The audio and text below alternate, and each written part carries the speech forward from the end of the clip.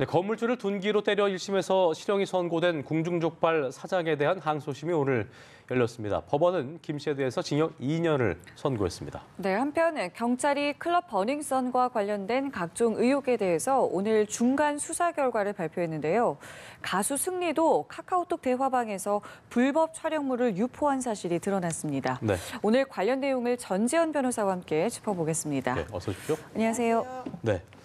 궁중족발 사건 얘기부터 좀 해보죠. 1심에서 2년 6개월이었는데 2심에서는 6개월이 감형이 됐습니다. 감형 이유가 일단 어떤 거였나요? 그러니까 감형 이유를 말하기 전에 궁중족발 사건이 뭔지를 일단 짚어봐야 될 것 같아요. 예. 저기 종로구 서촌에 가보셨어요? 지금 상당히 번화해 있고 네. 뭐 맛집들도 많고 사람들도 많아요. 그런데 네. 예전에는 거기가 그렇지 않았거든요. 최근에 이게 급격하게 개발이 된 거예요. 근데 예. 급격하게 개발이 돼서 사람이 모이면 당연히 땅값, 뭐 임대료 이런 것들이 뛸 거 아니에요. 근데 여기 개발되기 전부터 2009년부터 여기 이제 터전을 잡고 이제 족발집을 운영하던 사람이 있었어요. 근데 예. 이 동네가 갑자기 개발이 되면서 15년에 상가 그 건물주가 바뀝니다. 그러고 나서 이 건물주가 뭐라 그러냐면은 월 3천, 그러니까 월 297만 원, 보증금 3천이던 그 임대료를 보증금 1억에 월 1,200만 원으로 높이겠다 얘기를 하는 거예요. 근데 이렇게 임대료 인상 같은 경우에는 양 당사자 간에 합의를 해야 되는데 갑자기 이걸 어떻게 부담하겠어요? 당연히 못한다 그랬겠죠. 네. 근데 합의가 안 되면 어떡하겠어요? 나가야 되겠죠? 왜냐하면 계약갱신 청구할 수 있는 기간도 5년인데 이분은 너무 지금 오래 여기 있었단 말이에요. 그렇죠. 그 기한도 이미 지났어요. 그 집주인은 당연히 나가라고 얘기를 했는데 이분은 여기 터잡고 지금 자기가 뿌리 내린 게 몇 년인데 못 나가겠다고 얘기를 했겠죠. 그래서 집주인은 임차인을 상대로 건물 명도 소송을 제기를 하고 당연히 이겼겠죠. 그다음에 강제 집행을 진행하는데 이 과정에서도 계속 이렇게 저항이 있고 한 12차례 이게 진행이 됐었어요. 예. 근데 이 과정에서 이제 집주인하고 임차인 간에는 이게 갈등이 막 증폭되고 서로 악감정이 쌓였을 거 아니에요. 이 원한을 가진 임차인이 2018년 6월에 서울 강남구 압구정동에서 이렇게 흉기를 가지고 길에 이렇게 있다가 표현이죠. 예. 네네 저겁니다. 예. 집주인이 지나가기를 이렇게 기다리고 있었어요. 그러다가 이제 집주인이 지나가니까 흉기를 가지고 가격을 하는 사건이 있었고 저때 가격하기 전에 먼저 골목길에서 자신이 운전하던 차로 이렇게 피해자를 위협하려고 하다가 지나가는 행인을 치기도 했었어요. 네. 그래서 지금 저 때린 사람은 당연히 검찰에서 살인 미수 그리고 특수상해 특수재물손괴로 기소를 했던 그런 사건인데 이제 오늘 항소심 선고가 나왔습니다. 그러니까 1심에서는 살인의 고의는 없다. 그래서 살인 미수는 무죄라고 인정을 했지만 예. 특수상해라든지 특수손괴는 지금 저 영상에서 보시는 것처럼 너무나 명확하기 때문에 그 부분이 유죄로 인정을 됐고 2년 6월이 선고가 됐었는데 항소심에서는 이제 2년이 선고가 됐고요. 예. 6개월 감형한 이유와 관련해서 재판부에서는 흉기에 맞은 피해자 말고 네. 엉뚱하게 지나가던 행인이 다친 부분 있잖아요. 네. 그 부분에 대해서는 이제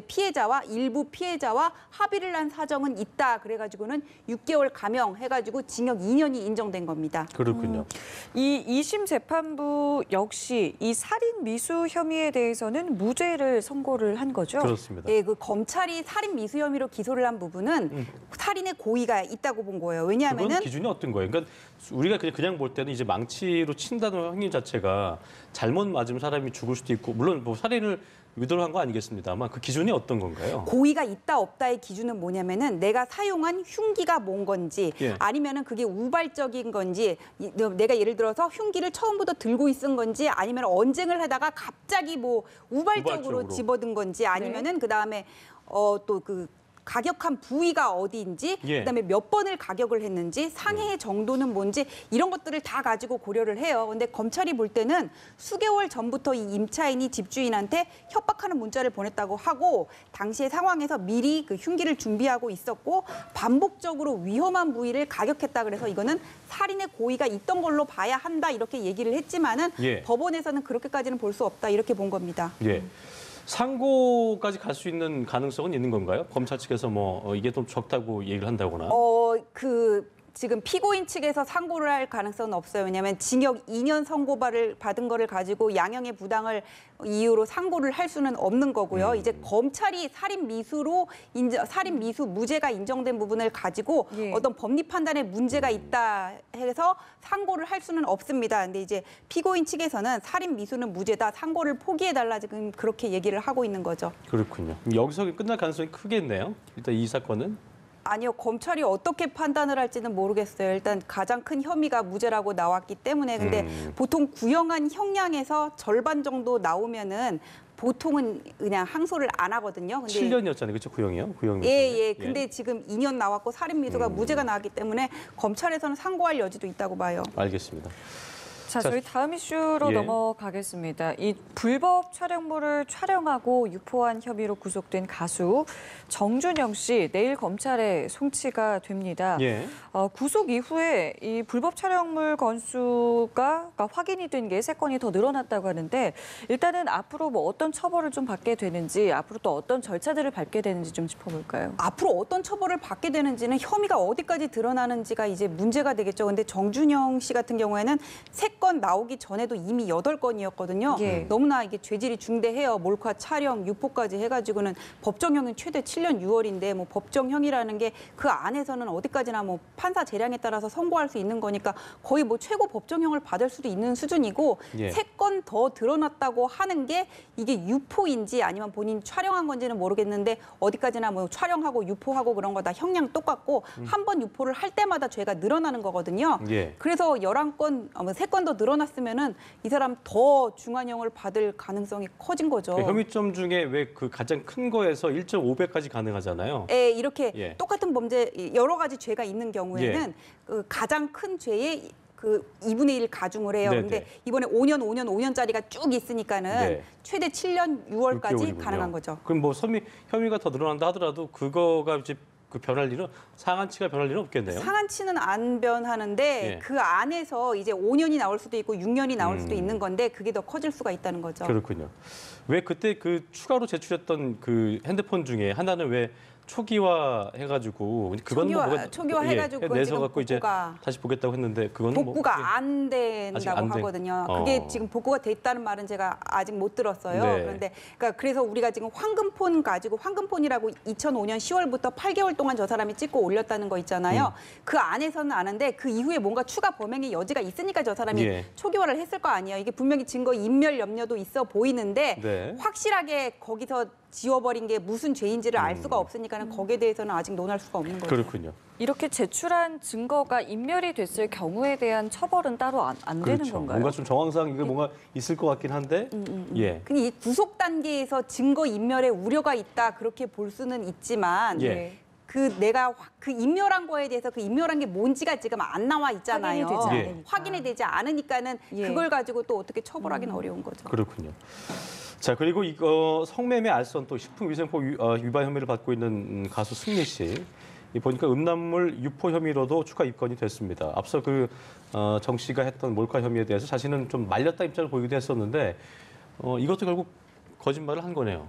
그 승리가 예. 뭐라 그랬냐면은 나는 바보같이 그냥 허풍을 떨고 허세를 부렸다 이렇게 허세를 부렸다 그렇게 얘기를 하면서 예. 그런 친구들과 어울리지 말았어야 됐다 그러고 왜 안 말렸어요 하니까 왜 안 말렸겠냐 내가 그런 거 하면은 범죄가 된다고 분명히 얘기를 했다 그렇게 얘기를 했는데 승리가 이런 입장문을 발표를 할 때 우리가 느낀 거는 어떤 진실성보다는 이미지 관리라든지 그다음에 경찰 수사 후에 자신감이 붙었구나 이런 쪽으로 보는 견해들이 많았거든요. 네. 그래서 그게 얼마나 신빙성이 있나 그렇게 의혹을 가졌었는데 이번에 승리가 이거는 동영상은 아니라 사진이라 그래요. 오늘 경찰 발표 따르면 네. 사진을 지금 여기저기 유포를 한 건이 나왔다고 얘기를 하거든요. 예. 촬영은 아니고 유포라고 얘기를 하는데 예. 어쨌거나 본인도 이런 음란물을 똑같이 상대방의 어떤 몰카물을 똑같이 이렇게 공유를 한 게 맞으니까는 여기에 대해서는 할 말은 없고 제가 만약에 승리의 멘토 같으면은 아직까지 드러난 혐의는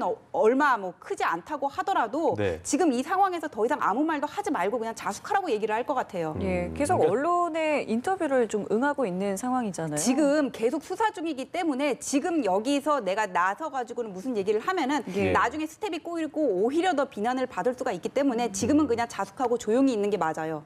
알겠습니다. 자, 그리고 경찰은 이런 이야기를 했죠. 의미 있는 진술 확보에서 예. 수사가 한 발짝 더 나아간 상태다라고 했는데 결정적인 좀 단서를 확보했다라고 저희가 좀 해석을 해도 되는 겁니까? 아니 그 잘 모르겠어요. 왜냐하면 경찰 오늘 발표에서 뭐라 그랬냐면은 예. 지난번에 경찰이 성매매 알선과 관련해서 의미 있는 진술을 확보했다 지금 그렇게 얘기를 했는데 거기서 좀 더 나아가 이렇게 말을 흘리면서 구체적인 내용에 대해서는 알려드릴 수가 없습니다. 그렇게 얘기를 해버렸거든요. 예. 그래서 우리가 성매매 알선에 확실한 뭐 물증이 잡혔나 그렇게 뭐 단정짓기는 어렵지만은 경찰이 의미 있는 진술을 확보했다 이렇게 얘기를 할 정도가 되면 성매매 알선이라는 거는 알선을 하는 사람이 있고 또 매매를 하는 쌍방이 있는 거잖아요. 네. 근데 알선을 한다면 뭐 승리가 직접 한 게 아니라 또 매매하는 쌍방 외에 또 다른 누군가가 개입될 수 있기 때문에 그런 쪽에서 뭔가 진술이 나온 게 아닌가 그렇게 추측은 해볼 수 있겠습니다. 네, 그리고 저희가 버닝썬 사태에서 처음 참 우려했던 부분 중에 하나가 이제 경찰과 유착 의혹인데 저희가 아까 장보기 기자와 전화 연결을 했을 때도 이 유착 의혹은 크게 진전이 되지 못한 듯한 모습이고 경찰관 5명을 입건하기를 했다고 밝혔는데 보니까 윤천경의 그 부인인 김모경 정도 귀국을 하지 않아서 참고인 조사도 이루어지지 못하고 있고요.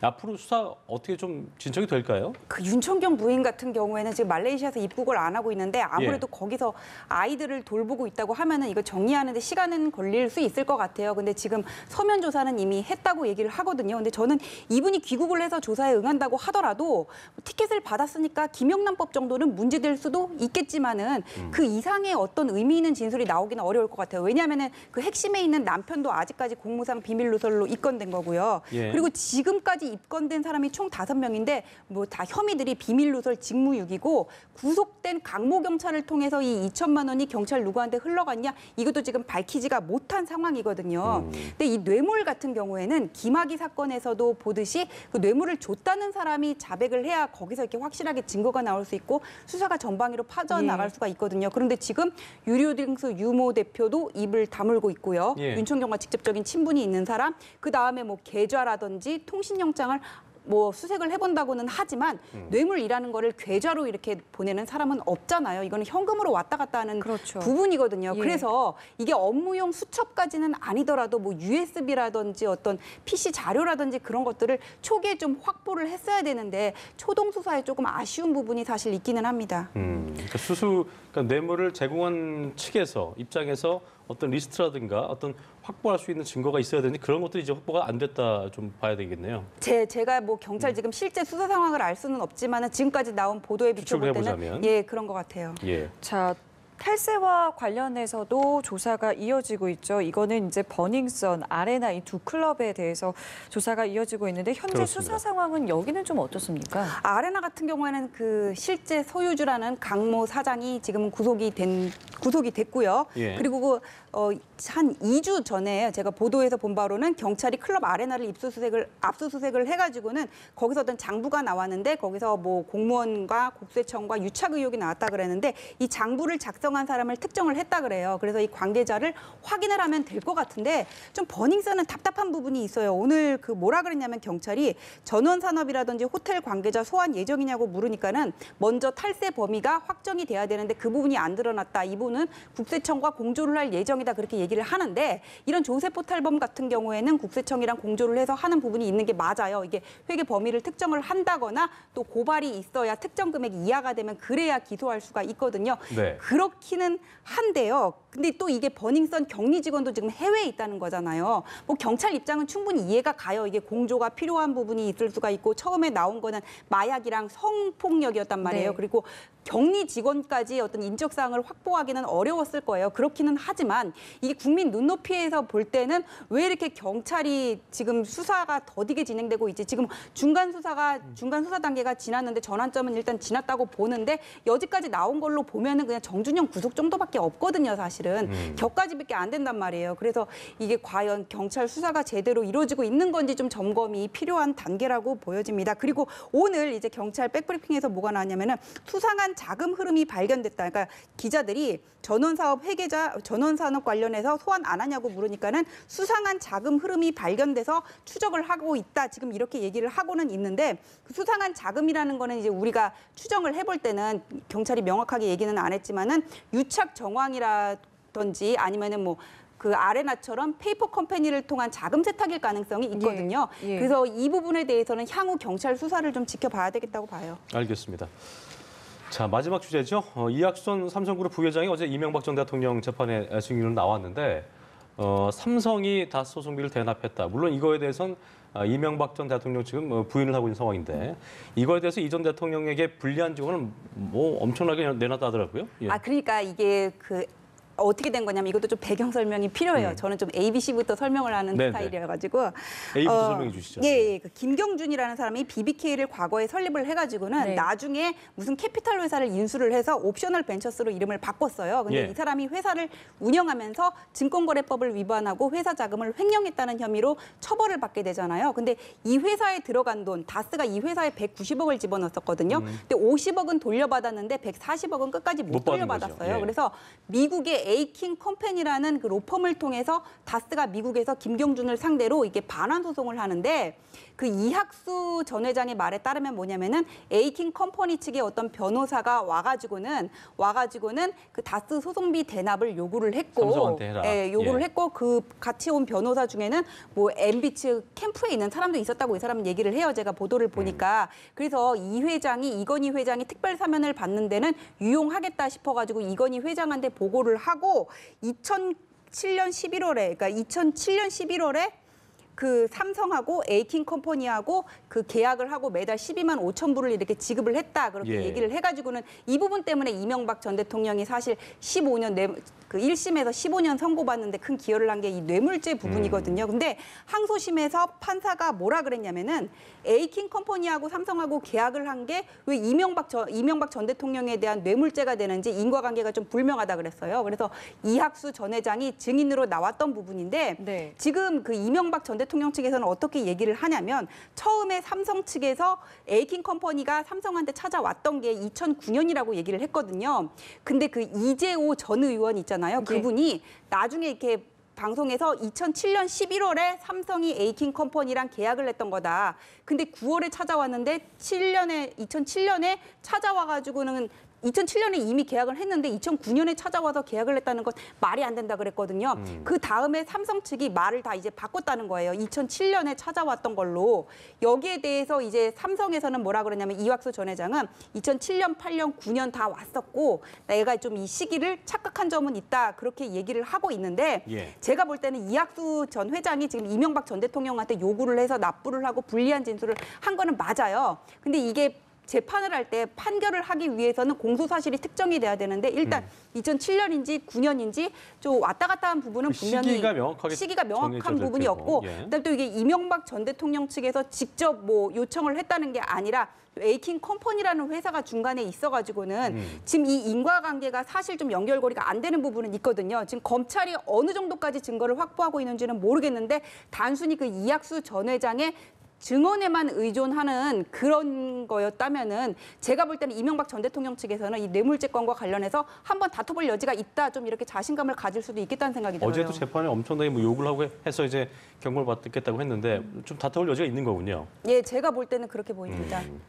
저희가 여기서 한 가지 좀 짚어봐야 되는 게 이 예. 부회장을 이제 증인으로 신청한 거는 이명박 전 대통령 측인 거잖아요. 근데 이 부회장 외에도 이제 여러 증인 신청을 이번 항소심에서 했단 말이에요. 이게 이 전 대통령에게 좀 유리할 거라고 판단을 한 겁니까? 그러니까 왜냐하면은 예. 제가 아까 말씀드렸던 것처럼 항소심에서 판사가 에이킹 컴퍼니가 찾아와가지고는 그 다음에 뭐 삼성이 계약을 했다고 하는데 이게 왜 이명박 전 대통령에 대한 뇌물죄인지 그 부분이 의문이라고 얘기를 했잖아요. 그리고 이명박 전 대통령 측에서는 삼성 측에서 처음에 이게 검찰일 때랑 법원일 때랑 시기를 번복한 그 측면이 있기 때문에 그 부분을 이제 집중적으로 공략을 해야 되겠다고 생각을 한 것 같아요. 실제 어제 재판에서는 그 부분에 대한 증인 신문이 집중적으로 이루어졌다고 하거든요. 예. 그래서 불렀던 것 같습니다. 어쨌든 근데 이제 시청자가 그냥 볼 때는 왜 다스의 소송에 삼성이 그거를 대납하나 이 부분이 석연치 않았던 건데 그래서 이제 다스가 누구 거냐는 얘기가 있었고 그러니까 이 부분은 어쨌든 그 다툼의 여지가 있긴 하지만 앞으로 어떻게 될지는 저희가 좀 지켜봐야 하는 부분 같습니다. 예, 알겠습니다. 지금까지 전재 변호사와 함께 주요 사건 이슈 자세하게 짚어봤습니다. 오늘 말씀 고맙습니다.